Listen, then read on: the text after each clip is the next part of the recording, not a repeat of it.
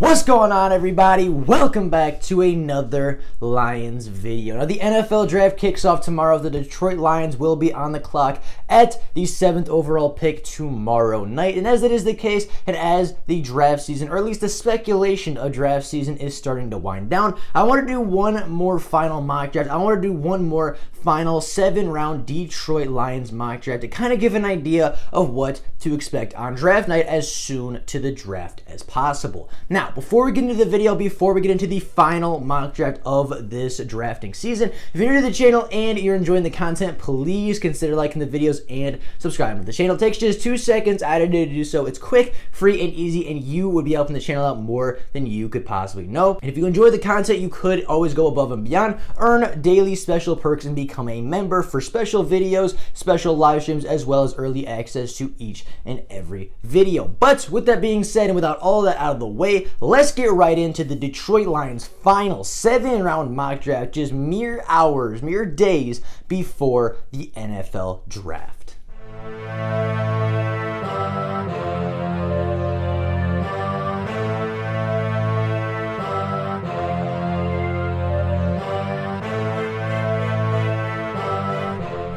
Now, in this draft, in this final mock draft, I wanted to keep it relatively realistic. I wanted to keep the trades relatively realistic. I wanted to keep the draft itself fairly realistic, as well as focusing on the future, as I believe Brad Holmes and Dan Campbell are going to do and what they are looking to do in this draft class. Now, with that being said, with the first 6 picks going off the board, there's nothing new really here. Trevor Lawrence goes with the 1st overall pick. Zach Wilson goes with the 2nd overall pick. Trey Lance actually goes here with the 3rd overall pick. Justin Fields goes with the 4th overall pick. Penei Sewell goes to the Cincinnati Bengals at pick 5, and Jalen Waddle reunites with his former Bama teammate and Tua Tagovailoa in Miami with the 6th overall pick. Now, that left the Detroit Lions with the 7th overall pick, with a couple players on the board, including Jamar Chase, including Rashawn Slater, along with a couple of other guys, including Kyle Pitts. However, there were also 3 trade targets on the board. There were also 3 trade partners that were offering up picks, future capital, in order to move up to the 7th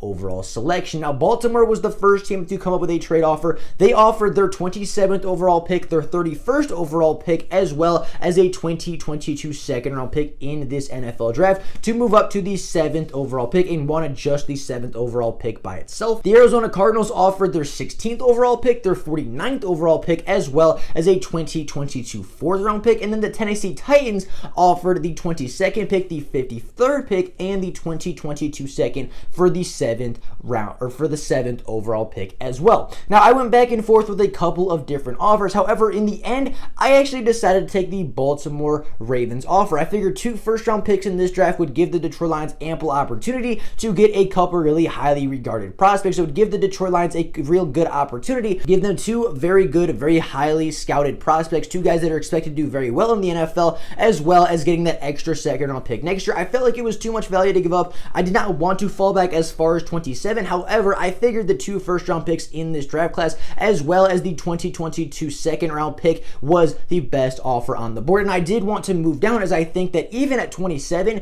and 31, you're going to get some really, really good talent if you're the Detroit Lions. And with all the holes on the roster, with all the different places that they have to address, I felt like moving down to 27, getting that extra first-round pick, as well as getting an extra second for next year, was a really, really good trade scenario for the Lions. So the Baltimore Ravens ended up trading to the 7th overall pick, giving up pick 27, giving up pick 31 that they acquired from the Kansas City Chiefs, as well as giving up their 2022 second round pick, and they moved up and actually took Jamar Chase, the wide receiver out of LSU. Now, sitting down, moving all the way down to the 27th overall pick, we sat there and watched prospect after prospect after prospect go off the board. However, when the 27th overall pick eventually did roll around, there was only one guy on the board, one guy who fell a little bit farther than I was expecting, and there was only one player, very obvious player, on the draft board still, and that was Teven Jenkins, the offensive tackle out of Oklahoma State. Now, Teven Jenkins is a 6'6", 230-pound right tackle. He is the only real true right tackle that would be going in the first round more likely. The other guys are left tackles that you can move to right tackle, but Teven Jenkins is a true right tackle prospect. In his 3 seasons with the Oklahoma State Cowboys, he played in 32 games for them, played in 1,217 pass protection snaps,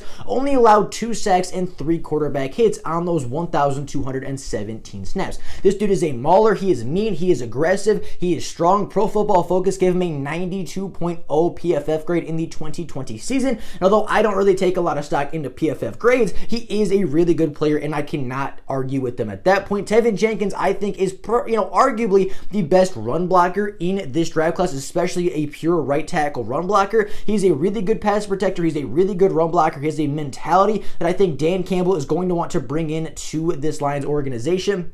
You look at him, just the way he plays the game, he's so mean, so aggressive, finishes every play incredibly strong. He pushes a lot of guy off the ball, gets a lot of initial push, and gets a lot of penetration off the field. He gets to the second level more times than not. He's a really good downfield blocker, and he's actually athletic enough to get down the field and actually make that block early enough to give the running back ample space and ample time to make a bigger play, get that 4 yards when there was originally only 2, or, where Teven Jenkins would get up the field and block the linebacker. Maybe your other right tackle, maybe Tyrell Crosby, isn't going to get there. So Teven Jenkins is big, he's fast, he's strong, he's athletic, he has the mindset to be a great tackle in the NFL. From everything that I've seen, everything that I've watched, all of his statistics, it tells me that he should be a first round pick, and I don't see him falling much farther than 27. At the very worst, I saw him falling to 31 to the Chiefs, and before obviously the Chiefs traded their pick. So with that being the case, I have the Detroit Lions taking Teven Jenkins, finishing off their offensive line, and solidifying that offensive line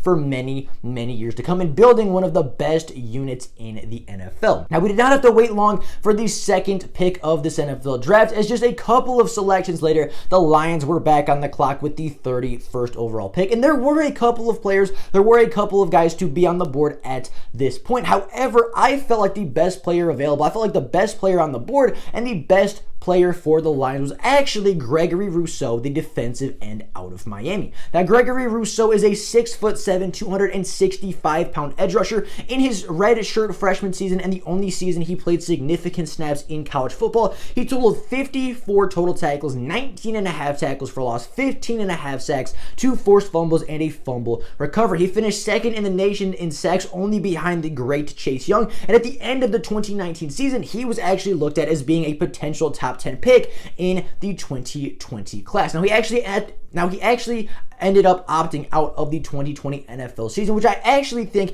is going to help him become a better player than he otherwise would have been. Now, when watching Gregory Rousseau's tape, when watching him at the University of Miami, it was very clear that Gregory Rousseau was more of an athlete. He was just a better football player and was just a better athlete than a lot of the people that he was playing against, which is why he was able to have so much phenomenal production with the University of Miami. However, when watching, it was also very clear that he had some things to work on. He had technique issues. He had to use his hands better. He had to use his feet better. He had to learn and he had to work on chaining multiple moves together. He had to learn how to set offensive tackles up to counter. Like, he had to work on a lot of the technical parts of the game. However, that is where I think opting out of the 2020 season actually came back to help him. Now, he did not play the edge position until college, which is a big reason as to why he is not technically sound. It's a big reason as to why he's more of an athlete than an actual defensive end. However, you can't deny the production, you cannot deny the talent, you can't deny the potential, and with him opting out of the 2020 season, all year, all season, all the time that he would have been spent working and playing on Saturdays, he spent working and developing his craft. He probably spent it and likely spent it working on techniques, working with different coaches, working on learning the different hand usages, working on, learning the different ways that he can counter and the different ways he can use swim moves and swipe moves and power moves and bull rushes. Like, he learned a bunch of different moves, I would assume, and I would assume assume when he was off, when he opted out of the season, he was working with other specialty coaches on how to craft his technique and how to perfect his technique. And with that being at the 31st overall pick, with there being so much potential, so much ability in Gregory Rousseau and so much potential for him to be a top pass rusher, I think that with the 31st overall pick, there's no better selection the Lions could have made than the defensive end out of Miami. Now, going down to the 41st pick in the NFL draft, just 10 selections after the Lions take Gregory Rousseau off the board, the Arizona Cardinals called them back up all the way from Arizona. They rang the phone and offered up a decent trade scenario. Now, they offered up their 49th overall pick as well as a 2022 third-round pick in exchange for the 41st overall pick and a 2022 7th-round pick. Now, they actually moved up, and I did accept this trade. Spoiler alert, they did end up trading up for Kellen Johnson, who I thought was a decent player, but a guy that I did not really have my eye on. Moving down 8 more selections in the NFL draft, I ended up going wide receiver. I ended up going back to the offensive side of the ball and looking for a guy that can be a dynamic weapon and be a big play threat for our new quarterback in Jared Goff. And I came across and I ended up settling on Ole Miss wide receiver Elijah Moore. Now, Elijah Moore is a 5'9", 185-pound receiver. Last year with the Ole Miss Rebels, he totaled 56 receptions for 1,193 yards, averaging 13.9 yards per reception and having 8 touchdowns in just 8 games played. Now, he's a fast wide receiver running his 40s in the 4.35 range. He's a quick receiver running a 3-cone of just 6.65, which is really good. He's quick, he's fast, he's got really good lateral speed, really good deep speed. I mean, he is shifty, he runs very good routes, creates elite separation for the college level. I mean, you're not going to find a guy much better at what Elijah Moore does than Elijah Moore. He's a really good route runner, he creates phenomenal separation, and there's not really a guy on the Lions that can do the things Elijah Moore does. There's not really a guy on the Lions that combines the speed of Elijah Moore with the route running, with the separation ability, and the hands of Elijah Moore on the roster. So I'm thinking with the 49th overall pick, their first pick in the second round of this NFL draft, they're getting a player that, one, is not currently on the roster, a player that's going to be here on the roster long term, a guy that's going to probably start on your roster right away. I mean, Elijah Moore, either he's going to start or he's going to get a lot of significant playing time and a lot of significant targets, and you're bringing in a skill set that is not currently on the team, or at the very least, you're bringing in Elijah Moore and Elijah Moore's skill set to be better than anybody else you currently have on the Detroit Lions. Elijah Moore was sitting there at 49. I figured it was the best pick in the draft right there. Figured it was best player available. It was either him or Rondale Moore, both guys that I am incredibly high on. However, I think that Elijah Moore is just a little bit more polished of a prospect, and that is why I decided to take him with the 49th overall selection. Now, moving down to the 72nd overall pick, I wanted to go back to the defensive side of the ball. I wanted to go back and really address the secondary and particularly the safety position. Now, the other day when we talked about the Detroit Lions' biggest needs going into the draft, safety was my number 2 need because of the lack of depth and because of the lack of top-end talent, of course, outside of Tracy Walker. So with the 72nd overall position, I was looking at the secondary in particular and saw that Oregon safety Javon Holland was still on the board. And of course, to me, that was a no-brainer. You had to take the Oregon product. Now, Javon Holland stands at 6'1", 201 pounds. In his Oregon Duck career, he totaled 108 tackles for the Ducks,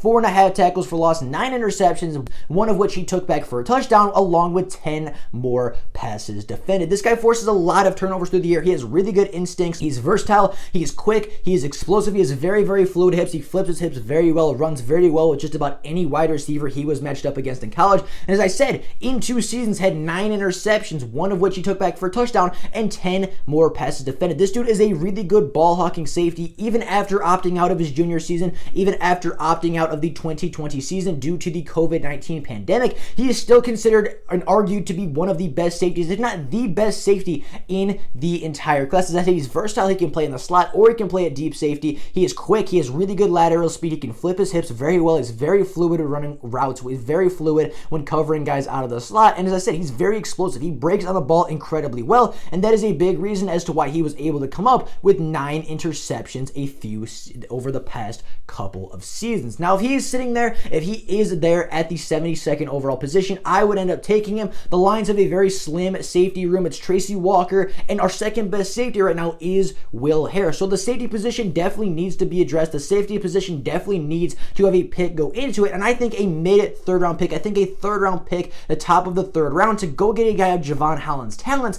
would not be a waste of a pick. It would be a really good value pick for the Detroit Lions. Now moving down, falling to the 101st overall selection of this NFL draft. This is one that was actually a little bit of a reach. This was one that I was not particularly super excited about, but it was a player that I love. It's a player that I really like in this draft class. However, I think it was a little bit of a reach down the board. However, I wasn't confident that he was going to be there and that the rest of my class was going to play out properly unless I were to take him here, and that is Garrett Wallow, the linebacker out of TCU. Now, I've talked about Garrett Wallow a couple of times. He's a 6'2", 230-pound linebacker. Over his past 4 years at TCU, he totaled 295 tackles, 32.5 tackles for loss, 8.5 sacks, an interception, 4 passes defended, as well as 3 forced fumbles. He's a tackle machine. He's a tackle for loss monster. He's not bad in coverage, but I wouldn't say he's great in coverage. He's serviceable if you need to put him in a zone, if you need him to cover somebody on a rep or two a game. He can do that. He's more than capable of being a decent coverage linebacker, although, as I said, it's not really his strength. Although he does have an interception and 4 passes defended. Like, he's capable of covering, but his strength is just being a sideline-to-sideline linebacker, a guy that can see ball, chase ball linebacker, really be what Jarrad Davis was supposed to be. However, a guy that in the same right can actually cover and has better coverage ability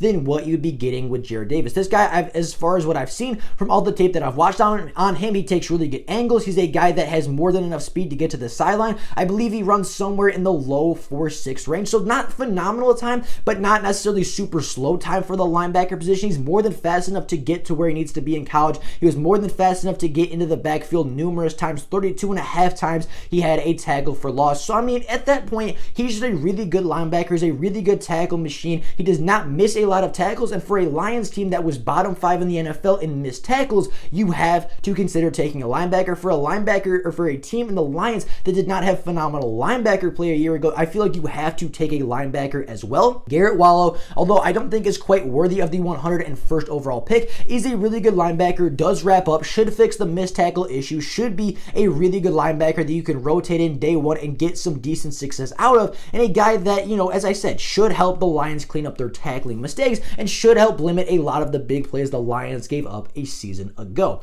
Now, moving down to the 112th pick, moving down 11 picks from there was one player on the board that stuck out to me, and this is not a player and this is not a position that I was expecting to address in the NFL draft. However, it was a player that by far was the best player available, by far was a guy that the Lions could use, a guy that the Lions would take and could have immense success with the Lions 2 or 3 years down the road, and that was Texas A&M quarterback Kellen Mond. Now, Kellen Mond was sitting there with the 112th overall selection, and although I did not want the Lions to address quarterback here, as Kellen Mond is there with the 112th pick, and he is simply the best player available, I don't see a way the Lions end up passing on the Texas A&M quarterback. Kellen Mond played 4 seasons with the Texas A&M Aggies. He stands at 6'3", 217 pounds. He had a 59% completion percentage throughout his entire college career. Less than ideal, however, he did get better season after season after season. He threw for 9,661 yards, 71 touchdowns, and 27 interceptions as an Aggie. He does have a couple question marks here and there, and that's why I didn't want to take him early in the draft class.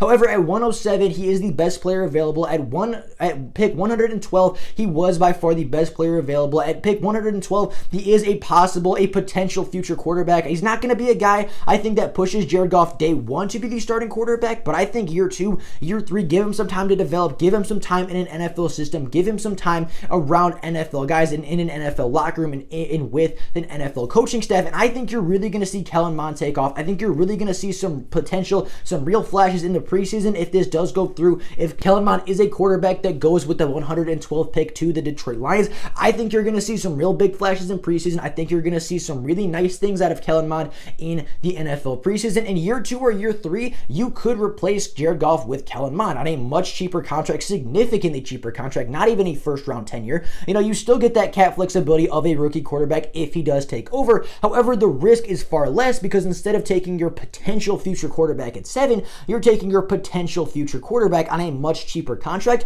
with the 112th pick. But, and although the pick is much later in the draft, the potential for Kellen Mond to develop into a starter is still there, and the possibility is still very, very realistic. Now, with the 153rd third pick in this class, and with the final pick in this draft class, I wanted to go back to the defensive line. I was looking at defensive tackle, I was looking at edge rusher, trying to address the defensive line that one more time to beef it up and give us a couple more guys to really help build up a Lions front seven that can be ferocious like the 2014 Lions team was, that went to the playoffs and really should have gone much farther than they actually did. Now at pick 153, I found a guy out of Pittsburgh named Jalen Twyman. He's a defensive tackle out of the University of Pitt. Now Jalen Twyman stands at 6'2", 290 pounds. He played 13 games in 2019 for the Pittsburgh Panthers, totaled 41 tackles, 12 tackles for loss, 10.5 sacks, and 2 passes defended. Now, as I said, that was in the 2019 NCAA season. He did end up opting out of his junior season, did end up opting out of the 2020 season as well. However, he looked pretty good at his pro day, looked decent at his pro day. He was a really good, really disruptive force for the Pittsburgh Panthers over the past couple of years. He's been a really good part of that defensive line, and I think with a 6th, a 5th round flyer, a guy on day 3, a pick on day 3 that you can go and just, he's a guy with a lot of potential, a guy that can come in with some tools to be effective early, and a guy with some high potential. As I showed those stats,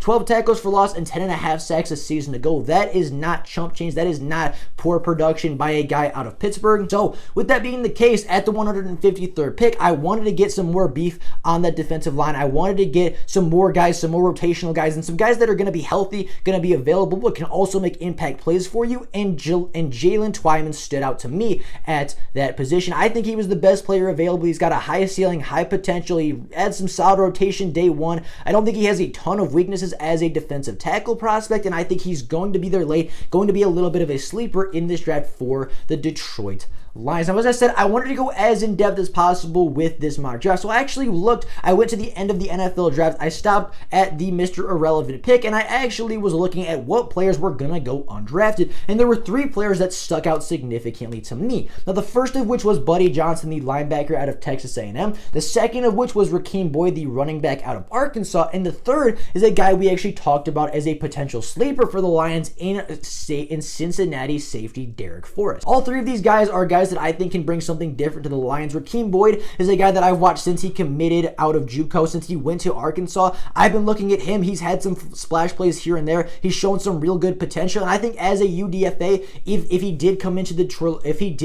the Lions organization, if he did have an opportunity to make the roster, I think he'd push for a roster spot. I really do. I think with there being just 3 Lions running backs on the roster as of right now, they need to address that spot, if not in the draft, then especially in UDFA, or maybe with a couple other free agent running backs. So they're going to add at least 1 more running back, probably 2 or 3 for the preseason. And if Rakeem Boyd does end up falling out of the draft, I think you could really see him be a successful player. And then we've already talked about Derek Forrest a lot. We talked about him. I made a whole video on him by himself and his Cincinnati teammate. So I don't got to go into a lot of detail there. However, just know that if Derek Forrest is a UDFA, I will be crossing my fingers and hoping and praying to the football guys that we end up signing him. However, that was the entire mock draft. That was my full final mock draft for the Detroit Lions. Now, I was very happy with this mock draft. I did not know what direction it was going to take immediately. However, I was very happy with the outlook and the outturn of this final mock draft. It is a 7-player mock draft. It is, equivalent. You have the same amount of people as if you went rounds 1 through 7 without making a single trade this season. However, all 7 of your picks, all 7 of your prospects come within the top 153. With your first pick, you finish the offensive line. You give Jared Goff an absolute wall, an absolute unit to stand behind, and for DeAndre Swift, Kerryon Johnson, Jamal Williams, and I don't know, maybe Rakeem Boyd to run behind. You give them a phenomenal offensive line, top 10 offensive line in the NFL.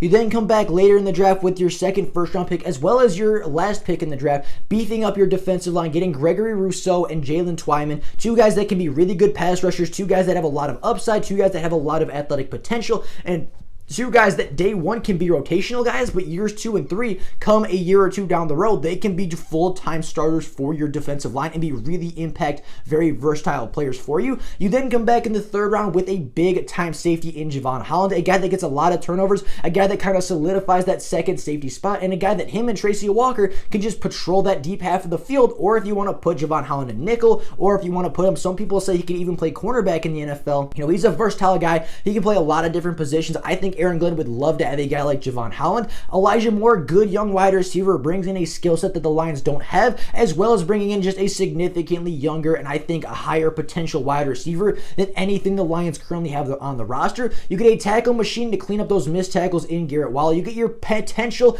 future starting quarterback here in Kellen Mond with a mid-day 3, early day 3 pick at 112. And then you were also walking away with a Baltimore 2022 second round pick, as well as an Arizona 2022 third round pick to add to all the other capital the Lions will have in 2022. So with that being the case, that is my entire mock draft. That is my final mock draft of the NFL season. That's my final mock draft of the Detroit Lions draft speculation season. Tomorrow is the NFL draft. Tomorrow we will be taking a look. Tomorrow I'll actually be in Cleveland. So the videos you've seen over the past couple of days have all been pre-recorded. I will be in Cleveland. I'll be posting videos as we draft people. I will be giving quick update videos as we do it draft and as the NFL draft progresses through Saturday. So with that being the case, that is all I have for you guys today. Let me know down in the comments, what do you think about this mock draft? What would you think if this were the mock draft that were to come to life? And what players would you have drafted instead of some of the guys that I